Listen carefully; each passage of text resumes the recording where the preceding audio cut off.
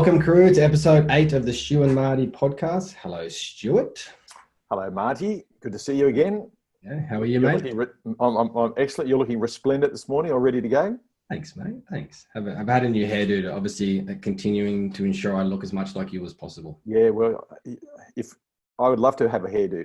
It's not going to work, but anyway, we'll move on from that conversation. Yes. Look, firstly, just before we start, I just wanted to say a quick thank you again to our listeners for engaging with the podcast. The downloads are always on the increase. The number of listeners has doubled in the last 10 days. Yeah. The feedback and engagement with us and the show has been excellent. So thank you so much. We appreciate you and all of your support. It's been really great. Okay, so today we have a very special guest joining us, which is really exciting. Two-time Olympic medalist in the sport of softball, the most capped Australian softball player with 223 games, and now the head of human resources at Sympli, which is, of course, the lovely Fiona Crawford. So welcome, Fiona, to the Stu and Marty podcast. Thank you for having me. It's a nice intro, although I'm not the most capped player. Aren't you? But I do have that number of caps. Okay. Just to clarify, just in case other avid softball fans listen to the podcast, they'll go, that's actually not true. But can we just bring you back for how many games do we have to bring you back for to take over the most capped? Oh no, there's a lot. So I'm happy. The boots are hung up. They can stay hung up. Thank you very much. Yeah, fair enough. No worries. Fiona, it's the person who has the most caps. How many more than you does she have? I think she's around 400. So it's Stacey Porter. She's the current Australian captain. She's still playing. Stacey's 38. I don't think she'd mind me saying that. But so still 10 years younger than you, though. Well, yeah, that's it. Thanks, Stuart. No, she's way older than me. No, she's still playing. So she's hanging in there for Tokyo 2021 now. Yeah, wow. Yep. Yeah. That's excellent. So 400. I mean, what is it about softballers that are terribly attractive? Is that what you were asking? No, they're all attractive. I know that. No, so that's an enormous amount of time to spend a career playing softball. That's amazing. Yeah, I think that probably speaks to the sport. I mean, it's quite diverse, and I think that's probably why I loved the sport so much because. It's funny. A lot of people say when they found out I play softball, they say, "Oh, are you a batter or a bowler?" I'm like, we don't bowl, but I think for me that was always the beauty of the sport, that it is so diverse. So you have to be fast, but you also have to be powerful. You've got to be agile, and you've got to be strong, and it takes all shapes and sizes to play the game. So I think that probably adds to the longevity of the sport as well, in that you're able to compete for a long period of time, because you do have to have such a diverse range of skills. Yeah. Wow. But you started your career at about 4? Yes, I did when I was 4. How good is that? Yeah, God, many moons ago.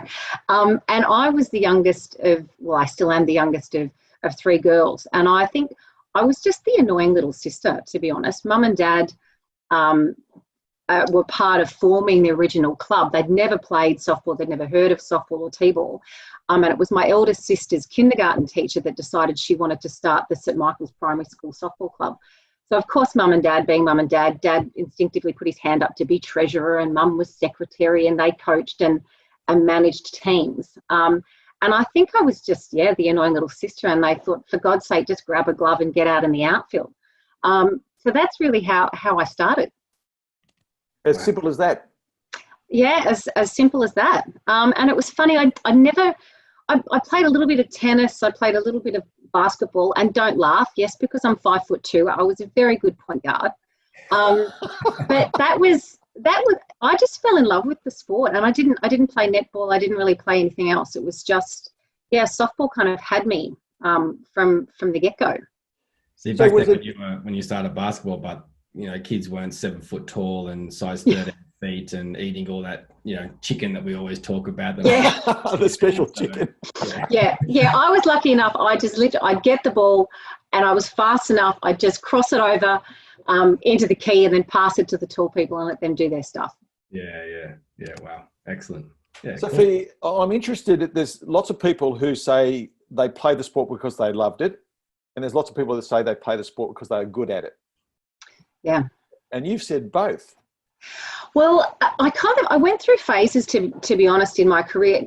When I started, I was naturally, I think because I'd been around it for so long, I was naturally pretty good at it. You know, I was, yeah, I understood the game, I read the game, and I was quite strong for up until about 13.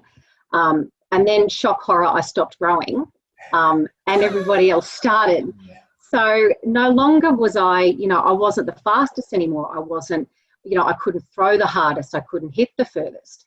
So I think at about 13, I got serious about training because I was like, hang on a minute, I'm getting left behind here. So that, I think that really sparked something in me to really pull my finger out and get serious about training. And then I had a really good run sort of through 16s, under 19s, and then it got to 18. And I thought I was a shoo-in for the under 19 Australian team. And to be honest, I probably took my foot off the gas from a training point of view because Right. you know, I thought I was in. And I'll never forget, I came home and I got a letter, obviously, you know, back in ye olde days. You didn't get an email, you got a letter. Yeah. And I found out that I was named as a reserve for the under 19 Australian team to compete in the World Series. And I'll never forget that feeling. I was gutted. And I was gutted because I knew it was an opportunity that I had and I'd let it go. And it was interesting. I did what every angry 18-year-old would do, and I decided that softball sucked and I hated it and I was never going to play again. But look, after about a week, I thought, no, I can't do this. So I got back on the horse and I kept training. And interestingly enough, I remember I came home from uni and there was a fax. Yes, that's how old I am. Wow. There was a fax on the kitchen table from Softball Australia saying that one of the girls had gone to the US and got injured, and I needed to jump on the next plane to Chicago to play in the World Series. And it's, you know, it's one of those kind of sliding door moments. Yeah. So I remember being so thankful that I kept training. And, you know, I went away and I had a really good tournament because I had nothing to lose. But it was funny. I'll never forget that feeling. And at that point, I said to myself, I don't ever want to have that feeling again. I mean, obviously, people have failures, but when it's a failure on yourself and you know it's because you haven't given it your best, I thought, no, I just never want to have that again. That's really, I mean, that itself is really amazing awareness, to know that you were the one that didn't do the work. And, you know, I'm a massive fan of Carol Dweck's research around mindset and growth mindset. And, yep. You know, and it's interesting because it's quite funny, you know, you sort of said up until 13, you could just do it. Yep. And then, the only reason why I know that is because now that I've got a 4.5-year-old, the only thing I want him to grow up with is a growth mindset, because up until 13, 14, you know, I was quite good at rugby, and then I just did not grow and everyone else started growing and my natural talent just didn't do what it needed to anymore. And in hindsight, I look back and go, oh, well, if I just actually practiced and trained and realized what I had to do instead of throwing the towel in and telling everyone to go stick it. Yeah. So, yeah, it's interesting that you've been able to identify those things and still move in the right direction. But again, it comes back again when you're 18 and you're like, well, hang on a minute, I need to get back on the horse and go again. So yeah. And I think it's also, you know, having the right people around you. I had some really hard-ass coaches that really formed my career and my determination, you know, to the point where I'd come home and I'd throw my glove because, you know, I had this one coach that would she played for Australia herself, but she had this ability to put the ball this far side of my glove every time. And she'd say things like, you would have got that last week. And I'd come home and I'd check my glove and I'd think, and I'd go out and I'd practice and I'd do more. So I think, you know, having people that know how to get the best out of you is really important. And just being able to be told straight too. And I think that's something that I've probably taken into how I parent my kids and how I, you know, behave as a HR practitioner, is that I'm not afraid to tell people how it is. I tell them up front, this is how I lead. But again, I remember when I was 18 and I came back from the World Series and I had another coach say to me, you know what, you could actually make the Australian Opens team. And at that point, I'd never really thought about it. It was a lovely idea and it was a dream. But she said, if you get fit and you get fast and you stop being fat, which is always delightful to hear when you're 18, you could actually make that team. And, you know, again, that could have gone one of two ways. Thankfully, it went the right way for me. But I thought, no, you know what? You're actually right. So I saw there was an opportunity within the Australian team, not for a big power hitter, but something that kind of hit my sweet spot, just as a consistent player that knew the game and would just do anything. Like I was a bit of a scrappy kind of player. I'd do anything to get on base because I knew that I had, you know, the big power hitters behind me that, you know, that were going to hit home runs. So obviously if I'm on base and they come up to bat, it's, you know, double bang for your buck. So again, that really spurred something inside of me to think, yeah, actually there's a carrot there and I've got to give it a go. Yeah. Okay. But it's an interesting thing though, Fiona, because when you look at lots of people who go through life, it's that hard message that usually motivates, but it can also kill. Where's the fine line for you, both in a sport framework and a human resource framework? Yeah, look, it's really interesting too, and I think it's about the intent. I think if you trust the person that the feedback is coming from and you know their intent is good, the message can hit home. It's where it's convoluted, or you think it's got an ulterior motive. I knew my coaches wanted me to make Australian teams because they knew that, you know, I had a fire in my belly. So I knew the intent was good. So that's what I always lead with, particularly in a corporate setting, is that, you know, my intent is always good. I'll never criticize, you know, in public. But if I do see that you could have perhaps done something wrong, I will tell you because, you know, my coach couldn't wait until the end of a tournament to say, oh, Fee, you're dropping your back shoulder on the rise ball. Yeah. He would have to tell me, you know, either in that at-bat or when I got into the dugout because it had to be fixed. So I think, you know, that's kind of how I treat my communication style with people that I work with. But that comes back to what Stu and I always say. It's about adjusting or speaking to the behaviour, not the person. And yep. So that's really important, and that you obviously know that now, and you've had that happen with you. But the other thing is, how did you know that their intent was good when they were telling you, you know, to lose some weight, get fitter, and get stronger? I think it was, I knew the hours that they put in to help me train, and I was always an extras person. So I'd get there earlier to do extra and I'd stay back extra. And there was always something in me that thought, and I've still got it to this day, if they're not doing it, then I need to do it. So I knew the hours that these people were voluntarily putting in to help me. You know, asking somebody who's got their own family, can you come half an hour early or can you stay half an hour back just to help me with my backhands? It just and also them seeing me put in 100% effort when I was there. It just builds that trust that you just know that they're in it for the long haul. And again, just knowing that it has to take extra. I was acutely aware that I wasn't ever going to be the strongest, you know, or the fastest, those sorts of things. But I had to make sure that I was so well-rounded that I needed to do extra. And it's funny, it drives my husband nuts, but, you know, to this day, I still go for a run every Christmas Day. And, you know, and he said to me actually this Christmas Day gone, he said, why do you do that? I said, because no one else is. And he said, but who are you competing against? And I said, I don't know. All of them. Everyone. Everyone. Competing against everyone. Yeah. I love it. It's really interesting. I mean, that you know, we spoke to, like we said, Simon Thompson, who was the triathlete and the Olympian.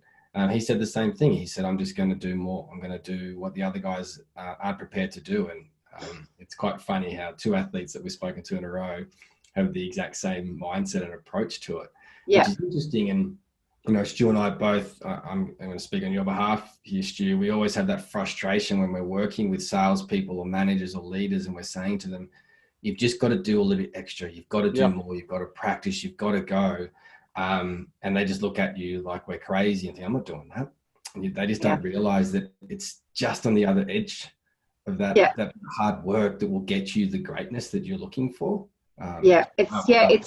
It's so true. I mean, and I've heard Stu, you know, run fantastic workshops with salespeople, but as you said, they've either got it or they don't. And I think that's one thing that I always like to refer to in a corporate setting, where particularly when you're dealing with salespeople, Yep. you know, and they talk about high performance. You know, every organisation wants to have a high performance culture, and I quite often say, well, what does that mean? Have you made a sale today? No. I'm going to ring them tomorrow. And I said, well, you know what? If there was a runner on third base and I got called into the plate, could I turn around to my coach and go, no, not today. I'll come back tomorrow. No, you know what? I've got the bat in my hand. I've got to go in there and I've got to dig it out and try and, you know, and hit that home, because that's what the team needs. So don't talk to me about high performance if you're going to leave it for tomorrow. So yeah, that sort of mindset, I think, you know, is really important in corporate life. Can you come to all of our training and coaching? Yeah. I've tried to get it. Okay. Mario, it doesn't work. It's really interesting though, Fiona, because you talk about, I'm going to extrapolate out a little bit, your stuff is that this conversation around intent, your intent is crucial. So your focus and intent's unbelievable, but so is the intent of the person who supports you. And so if we go to the cultural piece that you and I have talked about often, it's, is the intent of the individual aligned to the intent of the organisation or the team? And that's got to be a crucial part of success from a team point of view as well. Do you have a comment on that? No, look, I think it talks a lot to, you know, about the values-based organisations that people work for. I mean, values can't be just stuff that's on a wall. And I know that sounds like it's terribly cliched coming from, you know, head of HR, but you know, values need to be visible. They need to be recognised and rewarded in an organisation, because that's the intent. That's where the intent comes from. You know, and even from, you know, and I go back to my sporting career. I remember that we had one moment before the Athens Olympics, and we were sitting around a table talking about how we're going to beat the Americans. They were just elusive. The Americans and the Japanese, we were currently ranked third. They were 1 and 2.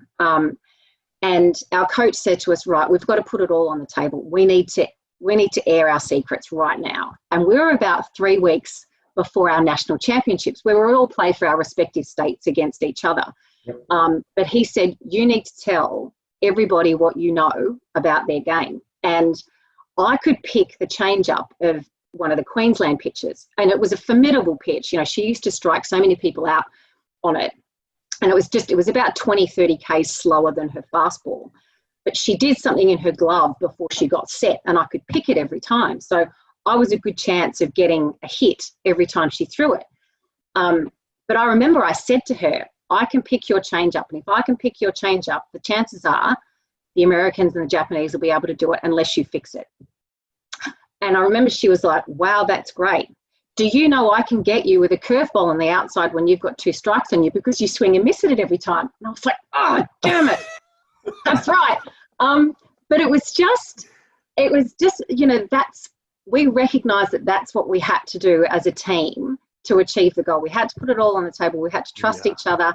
We had to show that we were vulnerable, and also accept that feedback. So again, it sort of talks to the intent.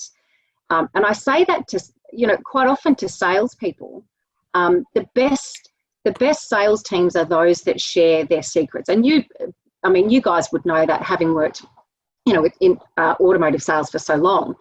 It's not about keeping, you know, the tip to, you know, to closing the deal, or you know, whatever their sales technique is. It's sharing it within the team, so it's a collective success, and that takes a special kind of values-based organisation to get to that point. Yeah, we use Simon Sinek a lot, and we've talked about it a lot this year alone, and that why piece is just so critical to any organisation. And Simon always talks about Apple, and he said, I only talk about them all the time because they're very, very good at what they do, but everything is centered around their why. You know, they're not a what and a how company, they're a why company. And you know what, their phone typically isn't the best in the market. Yeah. They still just dominate, and people want to be a part of their why, because you want to be a part of something. And I think that's that intent of what they're going to do and try to do and actually deliver is really important. So yeah, well, it's a great comment. It's awesome. Yeah. So Fee, if you took your sporting career and you mixed it in with your business career, what would be the 3 top tips you'd like to give our listeners today about how they help themselves become more successful? I think firstly, recognise what you're good at. There's always a need to obviously work on your weaknesses, or whatever you like to call them, areas of opportunity. That's probably more HR. But really know what you're good at, and hone in on that. Yeah. And dominate in that space. And I think if you're good at something, everybody likes the feeling of success, whether it's closing a deal, making an Olympic team, or whatever it is. Everybody likes that feeling of success. So don't shy away from what you're good at. I think, really find out what that is and make it your own, and dominate in that space is probably one thing. Surround yourself with good people is another thing. I was really lucky to have, again, coaches, my family, my sisters, who were really important to me throughout my sporting career. So I think, surrounding yourself with good people, and people want to help, is one thing that I've learned. And if I could just share a quick story, this really hit home to me. It was back in 2002, and we'd just come off our worst World Series result. We'd come fifth, and I was like, oh, do I want to keep playing? I don't really know. I was a fan of the Brisbane Broncos at the time, in particular Wayne Bennett. He was fascinating to me. So I thought, I'd be buggered. I'm just going to send this guy a letter. So I literally wrote a letter to Wayne Bennett, care of the Brisbane Broncos, and I basically said, look, I love what you do with your team. I'm going to be in Brisbane. Our Australian team was based, whenever we had camps, we were based in Brizzy. And I said, I'm going to be up there in January on this date. I'd love to catch up if you can. It was like sending a letter to Santa. So I sent it off, and lo and behold, he rang me a week before the camp. And it was like I was talking to Santa, because it rang, and he goes, "Fiona Haynes," because I was Haynes before I was married. I was like, yes. He said, "It's Wayne Bennett. I got your letter. I think I can help. I'm going to come. I'll pick you up, and we'll go out for breakfast." And I was like, "Okay, Mr. Bennett." Wow. Great guy. But so that was back in 2003, and we've caught up every time he's in Sydney, or every time I'm in Brizzy. We catch up, because he liked my story. He thought he could help me, which he did. He's been a phenomenal inspiration and mentor to me. And here's a man who's so busy in his life. He probably had no interest whatsoever in softball previously, but he saw that there was somebody that he could help. And he still continues to do so. So I've probably gone a bit off track, but I think don't underestimate the fact that people do want to help. And I think one thing that I'm quite proud of is the best piece of feedback I got when I retired was from an umpire. And he came over to me and he said, "I used to love umpiring the games that you played, because you loved the sport, you competed fiercely, but you had such a respect for the game, the opposition, the opponents. You've left a real legacy." And I was like, wow, I'd never really thought of it like that. But I think regardless of what you do, whether, you're in HR, you're in sales, you're a teacher, whatever, I think it's about understanding the legacy and being mindful of the legacy that you want to leave to people. And whether you meet them once or whether you meet them 100 times, what do you want to be known for is something that I hold quite dear to me. And it's pretty neat, seeing kids come up, showing, as 30-year-olds, showing me their hat, with my little signature on the Really? bottom. I'm like, and I was just a softballer. I wasn't famous. I wasn't anything. But, at that point in their little lives, they took the time to come to a game. So I was always really respectful to, make sure that I went and spoke to as many people as I could. Yeah. I mean, those three attributes you just spoke about, then they transfer so perfectly into the professional life. Absolutely. Interesting. On the first one you said about understand your strengths, there's a book called 9 Lies About Work. And I'd love to get your thoughts on this. I read it a little while ago, so I'm just thinking exactly what it said. But one of the things they were quite adamant about is you can't change people. So understand what their strengths are. Yeah. I've done it in the past as a leader and a manager. I'm thinking, this person's really good at this. I'm going to help them be better in their areas of development, opportunity, and not weakness, as we always say. Yeah. So therefore they'll be formidable.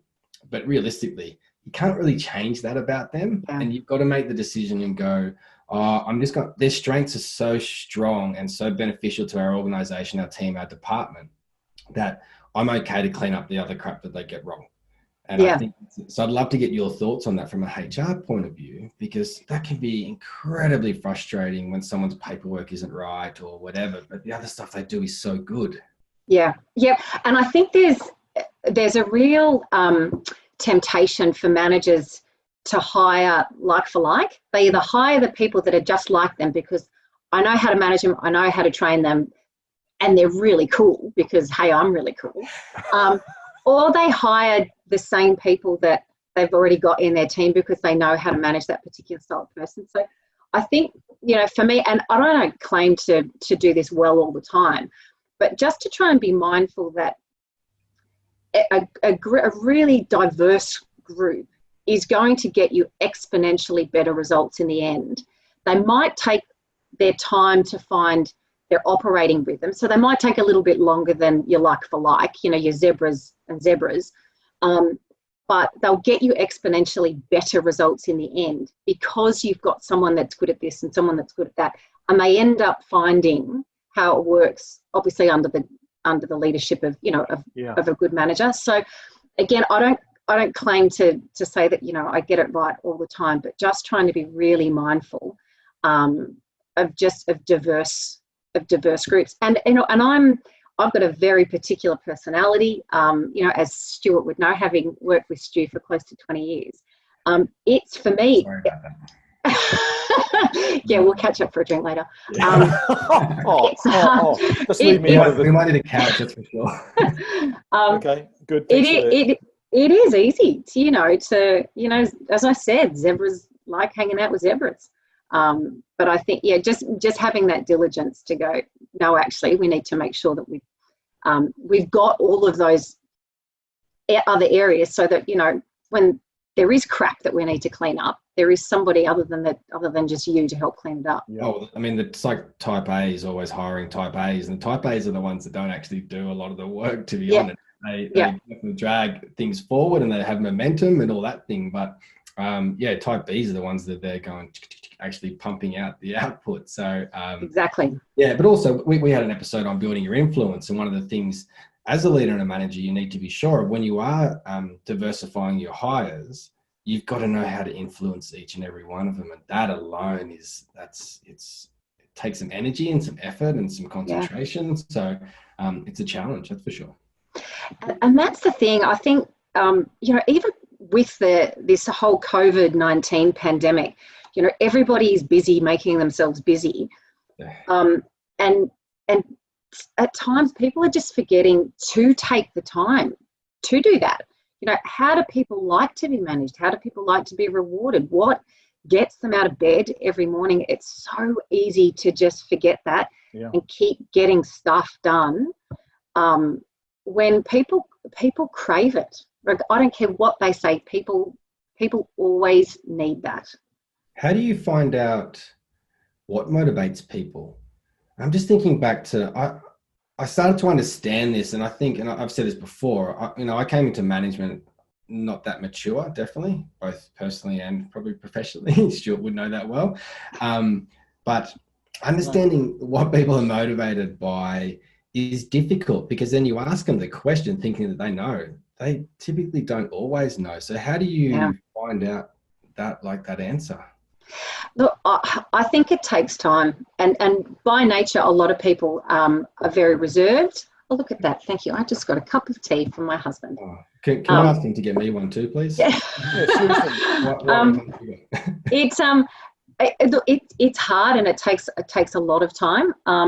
Some people wear their heart on their sleeves, and they'll tell you, straight up. I'm a bit of an open book, so it's quite easy to know, what gets me out of bed. But Marty, it's not easy with some people. It takes a lot for them to let their guard down, but it's just persistence, and it's just talking to them about everyday things. And does that take time? Does that take time off the tools? Yeah, it does. But it's critical if you're going to get the best out of them. Yeah. A lot of our, the organisation that I work for, we've got a large proportion of our business that are developers, and, your typical developer, he's got his headphones on and he's busy coding. Yeah. And it's too easy for people to think, oh, well, that's just how, they like to be managed.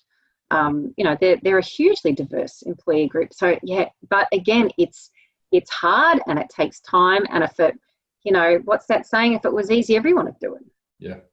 I'd come back to, Fiona, your word so if I was going to take one word from your conversation today is intent. I love the way you framed it today. And, is it the intent of the manager to bring people together, or is the intent to get on and be busy? Yep. I've been talking to lots of managers over the last couple of weeks. I go, don't tell me about busy, tell me about productive. And I actually said to my CEO actually just the other day, I said, I want to remove that word from our organisation, because busy just implies that I have something better to do. Yeah. So I think you're bang on, Stuart. Replace it with productive. Yeah, but as I said, my word from your conversation today is, what's your intent? I reckon that's a great conversational piece for our listeners to take away. It's a sensational message for us. Yeah, and you can use it as a really good signpost even when you are having a conversation with someone that works in your team. You say, look, my intent of this conversation is this. And I'm okay. And this is what I never get with people. I'm always very okay with explaining the process you're about to undertake with anyone, staff member, customer, doesn't matter. So this is the process I'm going to follow. Are you okay with that? Yeah. If they agree, go, okay, cool, no worries. They don't agree, then hopefully they give you some feedback. Or, you can tell when they're a little bit off on the idea, and you go, okay, well, what would you like to do? How would you like to go through this process? It's simple, but we just don't do it. We make things so much more complicated. It's like me trying to answer a crossword. I try and think of a complex answer when typically it's the most simple answer. Yeah. And it's funny. I mean, that's quite often the question that I get asked the most in my role, is where people have got to have difficult conversations, whether it's somebody, that's underperforming, or, you need to have BO, whatever it is, those really, really awkward, horrible conversations. It's okay to say what the intent is at the start. It's okay to say, this is going to be a really uncomfortable conversation for you and for me, but I'm doing it because. That straight up just shows the person that, your intent is good, and recognizing that, it's going to be a tough conversation for either me to deliver or you to hear, but just calling it out at the outset. It's the greatest weakness I see in any organization, from me being experienced in that organization, also watching and working with so many different ones now, is people just don't want to have those conversations, and it just causes so much more angst for everyone involved when you could have just dealt with it to start with. Like we said earlier, by setting that intent and talking about it, you're talking about the behavior of the person. Yeah. And that once you differentiate that for the person who's receiving it, it's pretty simple. It's just something they've got to make a slight change to adjust. Like, it's not hard. So I love that approach. It's awesome. That's cool. Good. Yeah, very good. Good one. So what's on for you in your career now? So obviously head of HR is a big job, and you've mentioned that a little bit with Sympli. Yep. How's that all look and moving forward for you for the next 2, 3, 4, 5 years? Yeah, look, I've been with Sympli for just over 6 months. I previously worked for a sister company of Sympli's called InfoTrack, which is a tech company in the property and searching space. So I've moved over to Sympli. That's a tech startup. So we're building some software to play in the electronic conveyancing space. So that's a real challenge for me, because there's nothing actually tangible that we're buying or selling as yet. So it's really, I think what's critical for me, certainly for the next 12 to 18 months, is ensuring that we maintain that momentum, the sense of, it is going to happen, particularly when we've got no revenue to show for it as yet. Making sure that people still see, the incremental progress that we're making, so that, the go live date, isn't too far out of reach. So it's certainly a challenge for me at the moment, but it's one that I'm really enjoying. Yeah, and we talked about this a little bit as well 2 episodes ago with Simon. We're getting so good at this. We're doing multiple episodes. We don't know. Just ask us how good we're getting. Yeah, exactly. Don't worry, we'll tell you. But it's you've got to celebrate those celebrate, those small wins along the way to say we are still moving towards the end goal. And even if that goal shifts and changes or looks different than it did 12 months ago, then that's okay, but you've still got to have those small wins along the way. And that would be challenging in a startup, that's for sure. Yeah. And also, again, we just going back to recognizing that everybody likes to be recognized. Not everybody wants to be hauled up, in front of the organization and made a big hoo-ha about. Everybody likes to be recognized. And, I always call BS on the people that go, oh, no, I don't need recognition. Just let me get on and do my job. I go, that's rubbish. Yeah. You've obviously you've not received recognition in the right way, but get off your cross. You do like recognition, and it's okay to say that. I'm happy to put my hand up and say, I love it. The more of it, the better. Thanks. Yeah. You get it. I absolutely get it, because I definitely live in that quadrant too. So it's important, and I think you're right. Not everyone needs to be pulled up in front of everyone, but just a thank you or something very simple, a pat on the back, here's a tea, here's a coffee, things like that is very, very important. I think, like we talked very early on, is about the culture. Yeah. And then if that can be reciprocated throughout your team and everyone starts to do those small things, then God, you're in bliss, aren't you? Yeah. Yep. Exactly. Yeah. I love it. Goes back to your point that we were discussing off air around what do you actually do as a leader? Yeah. I don't know what I do, but I keep this team together. Yeah. And like I speak about this quite often, and I don't think I've spoken about it on the show, but I had a very stiff, we'll call him German trainer and facilitator who ran a 10-day course I did with B&W, which is a great course. And oh my God, he pissed me off so much at the start. And then I remember him saying, and he was about vision and strategy, and it was a senior management training course. And he said to me, I said, I don't have time for this shit. Like, I'm sorry, I just don't have time for it. I've got other stuff to do.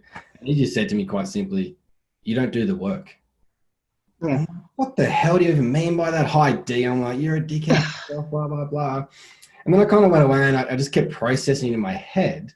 And I remember one of my managers came in and said, we need to put this program on, this is going on. And I would usually build a spreadsheet and come up with this costing and these bonuses and all the rest of it. And I said, okay, put it together, bring it back and I'll sign off on it. And he walked out. I was like, here's my aha moment. Yeah. He kind of went away. And he came back 3 hours later. I looked at it and said, yeah, this is really good. I love it. Signed off on it. Done. Yeah. I'm like, gotcha. Now I understand. Now I get it. All is, and like we were saying before we started the show was, I said to my old owner at the time, the old owner of the business, I said, I don't really do that much work necessarily, but I lead and drive the team. And I think once you get to that point, and that's hard, it's not easy to do. It's you can do some really amazing things with people. Yep. I think that's the big thing. Yep, exactly. Yeah, I love it. Good one. So, Fee, this has been amazing. You are an absolute champion. Holy shit. She is. Thanks for having me, guys. I've loved the other episodes, so I was thrilled when you asked me to come on. So thank you very much. Well, Fee, you were actually our first pick, but we couldn't get you in time, so You say that to everyone, Stuart. Yeah. Okay, nearly everyone, but there's probably a good chance.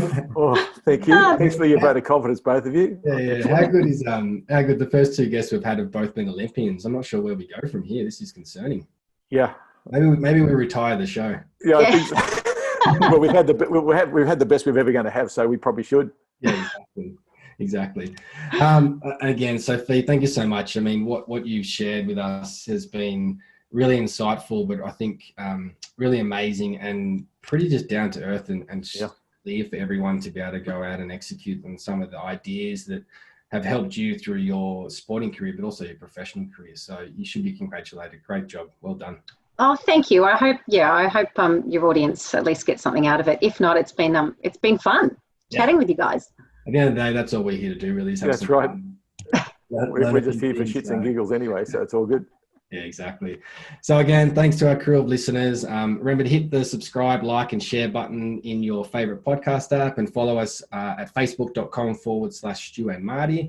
If you're interested in getting Stu or I in to work with you, your team, or your organization, just reach out through the website, stuandmarty.com, where you'll find all of our contact information. As always, thanks to Renata and Beck for keeping us on task, the good old producers and workers in the background that actually know what they're doing, because we don't. Also, send us your thoughts, comments, and feedback and ideas by any means that you'd like to do that. So, Fee, thank you. Stu, thank you. You guys are great. Thanks, Marty. Thanks, Fee. Good to see you. Thanks, Marty. Thanks, Stu. Until next time, stay safe, stay focused, and stay on goal. And we'll see you next week. Bye.